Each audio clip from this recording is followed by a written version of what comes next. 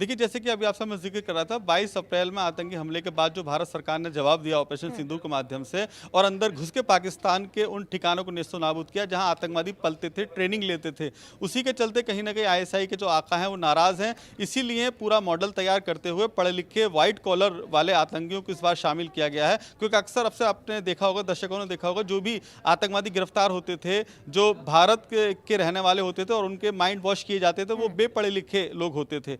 लेकिन इस बार ये डॉक्टर हैं, एमबीबीएस एमडी हैं, बाकायदा पढ़ा लिखा ये तबका है और इसको इसमें इस्तेमाल किया गया है। इसका मकसद साफ है कि आईएसआई की एक बड़ी योजना थी जिसको फिलहाल नाकाम किया गया है। लेकिन अगर बात की जाए उमर की, तो उमर ने बाकायदा आईएसआई, जैश ए मोहम्मद और लश्कर तैयबा के संपर्क में था। ये इनपुट एनआईए ने क्लियर किया है और साथ के साथ इनकी जो मंशा थी वो यही थी कि ऐसे जो पॉइंट तलाश किए जाएं भारत में जो कि पर्यटक स्थल हैं, जैसे कि आगरा है, दिल्ली है, मुंबई है। ये वो स्थान है जहां देश नहीं दुनिया भर से पर्यटक भारत में की जो सुंदरता देखने के लिए आते हैं। तो उन ठिकानों को इन्होंने चुना था जहां पर कि ये ब्लास्ट कर सकें। और ये जो दानिश है जिसकी गिरफ्तारी की गई, जिसे फिलहाल कोर्ट में पेश किया गया है, ये वो दानिश है जो एक्सपर्ट कहलाता है। ये डॉन का मास्टरमाइंड है। ये डॉन उस लेवल तक बना सकता है जो वेट उठा करके ले जा सके। यानी कि सबसे बड़ी बात है, आपको समझनी होगी, दर्शकों को समझनी होगी कि ये जो ड्रोन बनाता है ये वेट 10 से 12 किलो 15 किलो तक उठा के ले जा सकते हैं वो ड्रोन। तो ड्रोन में रॉकेट लगा करके ये कहाँ निशाना बनाकर उड़ाने वाले थे, फिलहाल ये जांच का विषय है और पूछताछ चल रही है। लेकिन ये बिल्कुल साफ है कि 6 दिसंबर के दिन उन्होंने चुना था। 6 दिसंबर के दिन 20 ब्लास्ट होने थे। जिस तरीके से लगातार नए नए अपडेट सामने आ रहे हैं, नए नए इसमें डेवलपमेंट्स हो रहे हैं, कहीं ना कहीं ये काफी ज्यादा चिंताजनक स्थिति और भी बनती जा रही है। अली, आप बने रहिएगा, आगे भी आपका रुख करेंगे। इस बीच जो देखिए एसी ब्लास्ट से जुड़ी एक और बड़ी खबर सामने आ रही है जो डॉक्टर शाहीन और मुंजमिल से जुड़ी हुई है। मुंजमिल की और शाहीन की फोटो सामने आई है। शाहीन और मुंजमिल ने ब्रेजा कार खरीदी थी और शाहीन और मुंजमिल दोनों कार खरीदने के लिए गए थे। फोटो में मुंजमिल के हाथ में मिठाई भी दिखाई दे रही है। देखिए, आज एक नया अपडेट ये सामने आता है कि ये जो उमर है उसका एक वीडियो सामने आता है जो फिदाइन हमले और सुसाइड बॉम्बिंग की पैरवी करता हुआ नजर आता है। दूसरी तरफ एक और फोटो, एक और तस्वीर सामने आती है जिसमें देखिए ये सुजुकी ब्रेजा कार खरीदने के लिए ये दोनों पहुंचे हुए थे, जिसमें मुंजमिल और डॉक्टर शाहीन सईद आपको तस्वीरों में नजर आ रही है, हाथ में मिठाई। और इन्हीं सब कार का इस्तेमाल किया जा रहा था, जैसे i20 ब्रेजा, इन्हीं गाड़ियों का इस्तेमाल किया जा रहा था इस आतंकी मंशा को।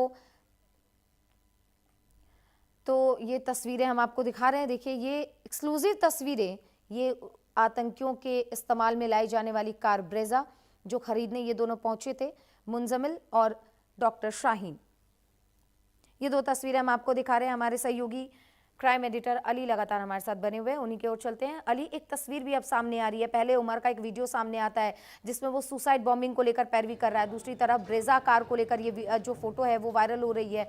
एक के बाद एक, जैसे कि पल पल डेवलपमेंट की हम बात कर रहे थे, वही चीजें हमें देखने को मिल रही हैं इस कार को लेकर। और इस तस्वीर को क्या लेकर जानकारी आ रही है?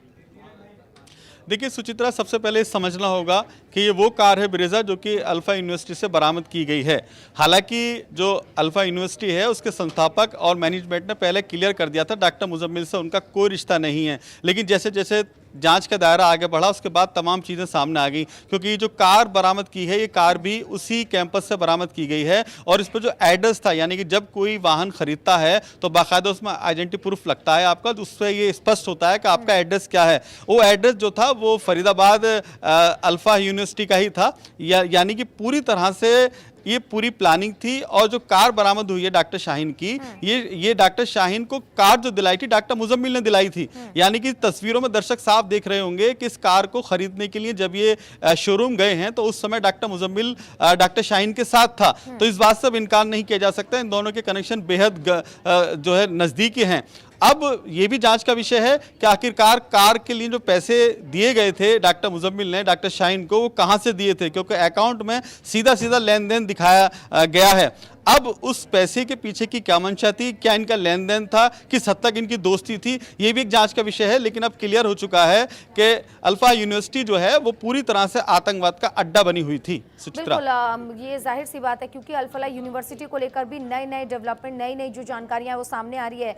क्योंकि इस बीच अली, अगर हम बात करें अल्फला यूनिवर्सिटी का फाउंडर फारूकी से भी लगातार संपर्क बनाने की कोशिश की जा रही है, जो कि फरार चल रहे हैं, उनसे भी पूछताछ की बात कही जा रही है। और क्योंकि वहाँ के जो ट्रस्टीज है, जो फाउंडर्स है, वो क्लियर तौर पर ये कह रहे हैं कि हमें पता ही नहीं है कि इतना बड़ा आतंकी मॉड्यूल हमारी यूनिवर्सिटी से चलाया जा रहा है। तो इस बात को लेकर जब पूछताछ भी होनी है और अल्फला यूनिवर्सिटी के नाम पर गाड़ी रजिस्टर होती है, ये कब की बात बताई जा रही है? जो फोटो सामने आ रही है अली, आखिर ये कब की खरीदी गई है कार? कब से इसको इस्तेमाल में लाया जा रहा था? और ये डॉक्टर शाहीन के पास ये कार कब से मौजूद थी, कब से वहां पर वो इस्तेमाल कर रही थी? इसके बारे में क्या जानकारी आ रही है? देखिए सुचित्रा, ये जो कार है करीब 3 महीने पहले ही परचेस की गई थी। लेकिन इस यूनिवर्सिटी का जो झूठ है वो सामने पूरी तरह से खुलकर आ गया है, क्योंकि जो इस यूनिवर्सिटी के संस्थापक है फिलहाल वो फरार है।